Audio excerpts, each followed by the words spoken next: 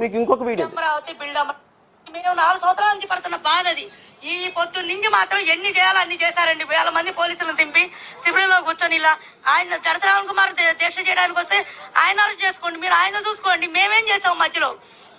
శ్రావణ్ కుమార్ దీక్ష చేయడానికి వస్తే శ్రావణ్ కుమార్ దీక్ష ఇది మీ మహిళలందరి అంటే అందరి మాటలు కాదు, కొంతమంది తెలుగుదేశం పార్టీ నాయకుల మాటలు. తెలుగుదేశం పార్టీ నిన్న ఎవరైతే నా గురించి మాట్లాడారే, మా కోసం తన్నులు తిన్నాము, మా కోసం డక్కులు బగలు కొట్టించుకున్నాం, మా కోసం మాట్లాడామని మాట్లాడారు కదమ్మా, వాళ్ళ కోసం ఈ వీడియోలు ఒకసారి రివైండ్ చేయండి అమ్మా.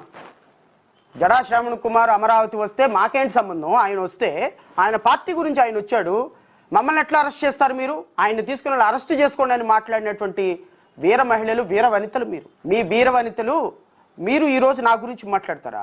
ఈరోజు జగన్మోహన్ రెడ్డి దగ్గరికి సపోర్ట్ చేస్తున్నాను నేనని మాట్లాడతారా? ఈ 4 సంవత్సరాలు 9 నెలలు మీరు నాకు సపోర్ట్ చేసినందుకు సిగ్గుపడతారా?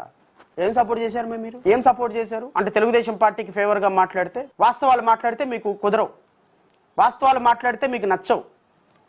నేను మీ ద్వారా అడుగుతున్నా.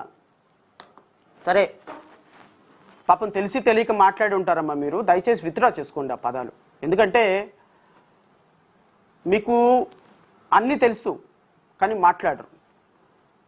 నేను 2019 నుంచి 4 సంవత్సరాల 9 నెలల పాటు నేను ప్రభుత్వం మీద పోరాటం చేశాను.